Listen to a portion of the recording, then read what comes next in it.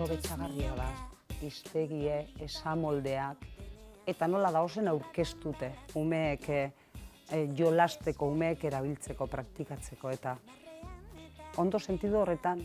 Ez dala guk emoten dugu zen txapak. Da beste modu bat, euskerie ezagutzeko eta euskeriagaz lan egiteko. Ikasten dutela beste modu batean agian astuta geratuko zen hori, ondare hori, eta eskolak jarraitzen duela babesten, laguntzen egitasmo hau, eta horrek indarra ematen digu, jarraitzeko aurrera, eta umeak pozik dauzen bitartean, guk ere lanean jarraituko dugu. Hona etorri naiz, finalera klasifikatu naizelako, eta ni alaia, eskuzabala, divertigarria, batzuetan lotzatia, eta ez naiz beldurtia. Hau nire ama Itxaso da, eta irakasle bikaina da, eta oso pozin dago etortzeagatik onan niri animatzera. Ni Leire naiz, 11 urte ditut, hemen nago klasifikatu nuelako eta nire lagunekin ondo pasatzeko. Eta pertsona laia, divertigarria eta pizkatze bat beldurtia. Hona etorri naiz ondo pasatzera, eta ni ausarta, batzuetan lotxatia, eta lagun ona naiz.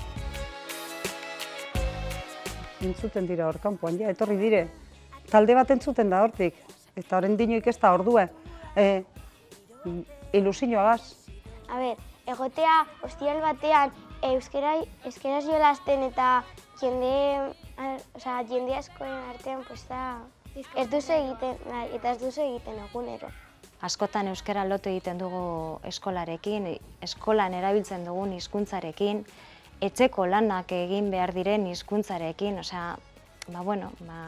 ez oso gauza positiboa, ez? Baina honelako egitasmoen bitartez, honelako ekintzen bitartez, saiatzen gara bai euskara kalera ateratzen noski, baina modu divertigarrian egiten, ez? Oso urduri egon naiz, zergatik publikoa beti zegoen animatzen. No sabía lo que era, porque ella me decía lo que era en el cole y tal, pero tampoco sabía bien lo que era. Y la verdad es que cuando hemos llegado con todos los niños, la animación que había, muy bonito, muy bonito. Eta ikusten dut, hori dela daukagun gabeziarik handiena, ikasi egiten dute, ezagutza badute, gehiago edo gutxiago, baina gero erabilera falta da. Eta nik ikusi dut hemen egon diren umeek, bai finalean, bai parte hartu duten guztiek, bai publikoan animatu dutenek, oso gertutik bizi izan dutela eta oso txalogarria dela. Gregoriagaren kultura galdua, más o menos galdua. Ikusi dut bario izan diola berari be bai, beldurra gainditzeko eta lotxa gainditzeko eta esperientzia oso baliotsua dela. Gauza asko, lagunekin taldeka egotea, jolastea eta divertitzea. Oso ondo pasatzen duzu, jolasten, euskaraz hitz egiten. Gu euskaldun berria gara, eta orduan umeak hurbiltzea Bizkaierara, uste du gauza handia dela be bai. Anerekin oso ondo divertitzen naiz, eta batzuetan konfunditzen garenean berazaten dit, ez da gertatzen ez da gertatzen ez. Zer pasatzen zaidan burutik?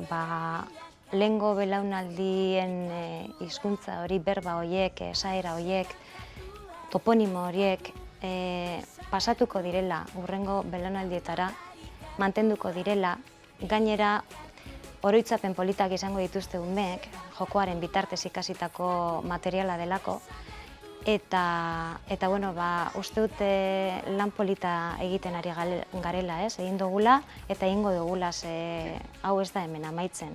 Pentsatzen dugu jarraipen bat izan behar duela eta harrera ona daukan heinean jarraipena eman behar zaiola.